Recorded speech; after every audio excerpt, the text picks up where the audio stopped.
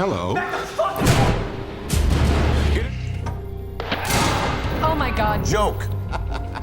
You expect me to be part of that? Well, tell me, do I have authorization or not? One of my guys stays. Deal. We need to stop this. I want you to ask him where the bombs are.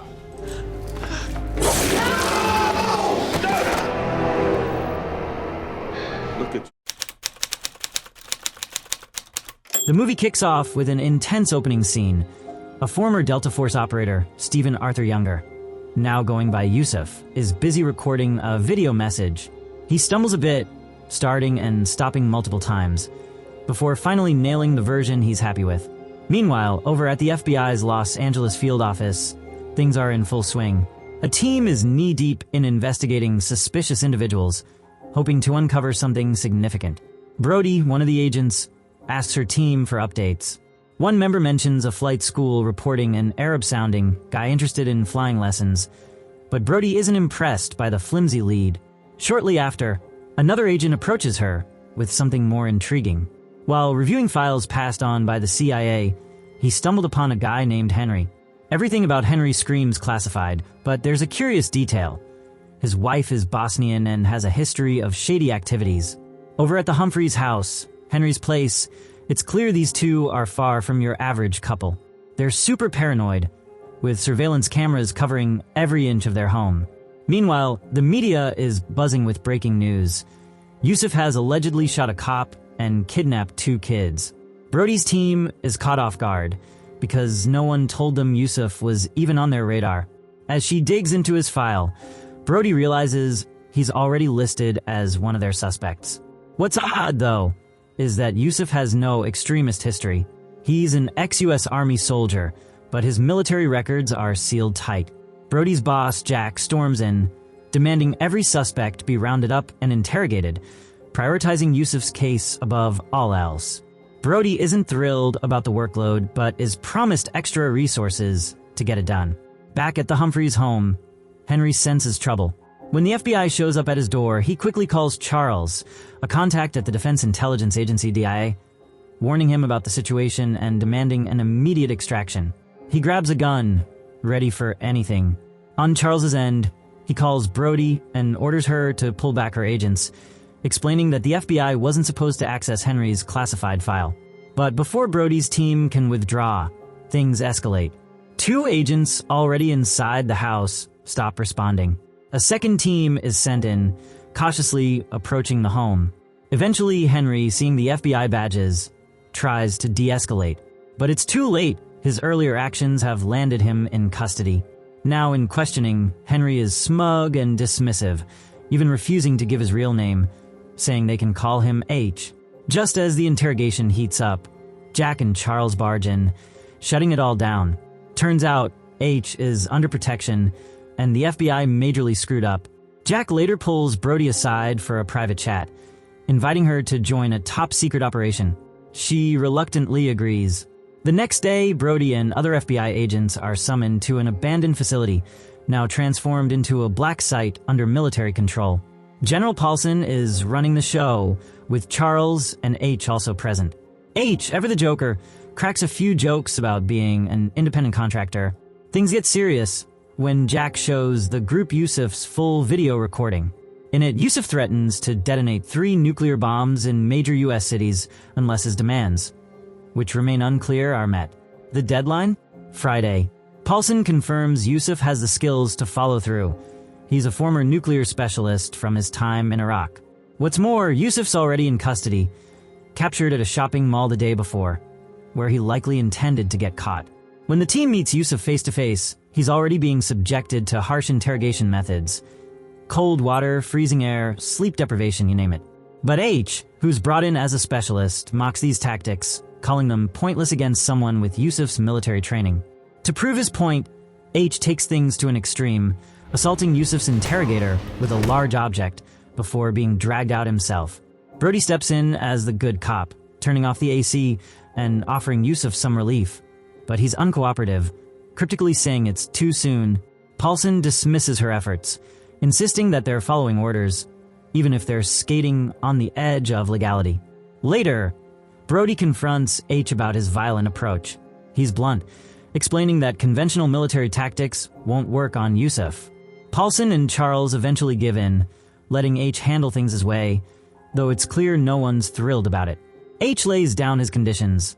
He works solo, except for a partner of his choice, and only eats food prepared by his wife. With everything set, he wastes no time showing just how ruthless he can be. H asks Yousef about the bomb's locations. When Yousef stays silent, H coldly chops off one of his fingers with a fire axe. The scene horrifies Brody and the military personnel watching, but the higher-ups insist that such drastic measures are necessary, given the potential fallout. The interrogation grows more brutal.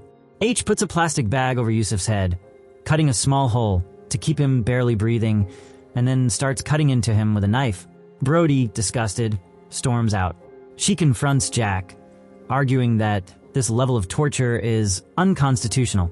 Jack fires back, saying the Constitution won't matter if millions of lives are lost in the bombings. Frustrated, Brody retreats to the bathroom, only to be interrupted by H, who casually enters to use the sink.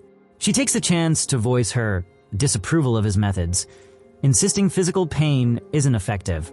H shrugs and suggests they team up. She can play the good cop, while he continues to do the dirty work. Back in the chamber, Brody gives Yousef a chance to rest and tries a softer approach. She warns him that H won't stop until he cracks, but Yousef seems unfazed, admitting he's been preparing for this kind of treatment. Switching tactics, Brody brings up his family, trying to guilt him into talking. Yousef remains stone-faced, reminding her that they still have 2 days before he reveals his demands. It's a psychological chess game, and Yousef makes it clear they'll have to wait until tomorrow to learn what he wants. H switches back to being the classic bad cop. He doesn't let Yousef get even a minute of proper rest at night, telling him over and over that he'll eventually break him. According to H, every man has a lie he tells himself, and Yousef is no different. Yousef, however, isn't fazed. He just smirks, which drives H absolutely mad. By Thursday, H has stepped up his game by introducing electric shocks into the mix. At one point, he gets his wife to show up at the facility and asks Brody to babysit Yousef while he enjoys some quality time with his family. While Yousef manages to get a little shut-eye, the team zaps him with electric shocks, but the machine goes haywire and doesn't stop. Thankfully, they manage to shut it off just before things spiral out of control. As this chaos unfolds, H is off hanging out with his wife and kids, having what seems like a great time. Later, he casually admits to Brody that he deliberately rigged the shock machine to malfunction. His reasoning? To give Yousef a little spark of hope, only to crush it right after. Meanwhile, the FBI keeps digging into where Yousef might have planted the bombs. They're also closing in on his family, convinced that one of the bombs is probably somewhere in LA. Back in the interrogation room, Yousef looks like he's been through the ringer.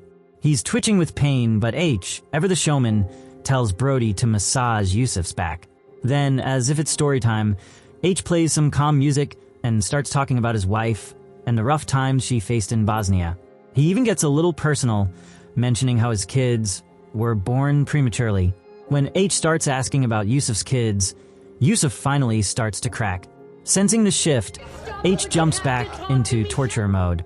Yousef, clearly at his breaking point, starts yelling that he'll talk. He lays out his demands. He wants the US government to publicly end its support for puppet regimes and dictatorships in Islamic countries. Oh, and they need to pull all their troops out of those nations too. Of course, the group immediately shuts down the idea, reminding everyone of America's "we don't negotiate with terrorists" policy. But H, always the pragmatist, suggests they should just fake it. After all, it's just a statement. They don't actually have to follow through. Time is ticking, and they've got less than 24 hours before the bombs are set to go off. The higher-ups tell H to keep doing his thing. Brody tries again to reason with Yousef, but he's firm. No action from him until his demands are met. With that, H gets back to torturing Yousef. Meanwhile, the FBI analyzes footage from the mall where Yousef was captured. Turns out, he hung around for 23 minutes, practically begging to be caught. Paulson, one of the military guys, starts wondering if this whole thing is just an elaborate bluff. Brody decides to confront Yousef herself, accusing him of making up the bomb threat just to make a political statement about America's morality. This finally gets Yousef to confess that there are no actual bombs. He spills an address to Brody as proof, saying the bombs are just empty shells, no nuclear material involved. Teams are sent to check it out, and they find a spot that matches the room from Yousef's video. But when someone removes a picture of Yousef from an electrical switch, they accidentally trigger a massive explosion at a nearby shopping mall. Watching the devastation, Brody loses it. She storms back into the interrogation room, grabs a scalpel, and demands to know where the real bombs are. But Yousef, now a bit rested, is as defiant as ever. He justifies the lives lost at the mall, saying America causes that level of destruction every day. According to him, this is his way of standing up to his oppressors face to face. By Friday, a breakthrough comes in.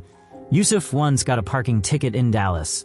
Tracing it leads the team to a warehouse, where they find one of the bombs. And this one's legit. It's a real nuclear bomb set to go off in just 3 hours. Finding the other two in time feels nearly impossible. Yousef, however, is holding his ground. H seems exhausted and starts doubting whether Yousef will ever give them anything. In a desperate move, H decides to bring Yousef's wife into the mix. They hope she might convince him to spill the beans, but it doesn't work. H escalates things by threatening her right in front of Yousef. Brody intervenes, having the soldiers take her out of the room. But H, completely unhinged, takes matters into his own hands and kills Yousef's wife on the spot. It's a shocking, brutal moment that shakes everyone, but H shows no remorse. He's focused on the mission. As the clock keeps ticking, H tells Yousef that he's going to die today and that there are no limits to what he's willing to do. Stepping outside for a moment, he gets Brody's reluctant permission to push things even further. That's when H decides to use Yousef's kids as leverage. He assures everyone he won't actually harm them, but his methods have proven to be anything but predictable. When the kids are brought in, H makes it clear to Yousef that this is his last chance to talk. Finally, Yousef cracks and gives up 3 addresses. One in New York, one in LA, and one in Dallas. But H doesn't buy it. He insists there must be a 4th bomb that Yousef hasn't confessed to yet. The rest of the team, desperate to protect the kids, forcibly removes H from the room. Even as he's dragged away, H argues that Yousef's meticulous planning means there has to be another bomb. The higher-ups, fearing the worst, authorize H to go all the way if necessary. H, however, demands that Brody herself bring the kids back, claiming that her involvement would give him the moral green light to do whatever it takes.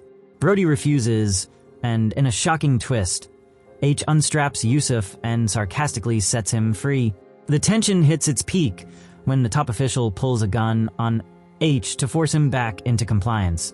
In the chaos, Yousef grabs the gun, asks Brody to look after his children, and then takes his own life.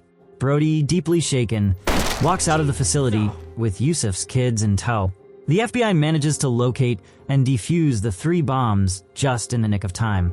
But H's suspicions were correct. There's a 4th bomb, and no one knows where it is. The film ends on a haunting note, with the implication that Brody's moral stance may have just cost millions of lives. If you enjoyed this breakdown, don't forget to give it a like. If you didn't, maybe hit the dislike button twice, just to be sure. And hey, make sure to catch the full movie for the full impact. Thanks for watching, and don't forget to subscribe for more recaps like this one.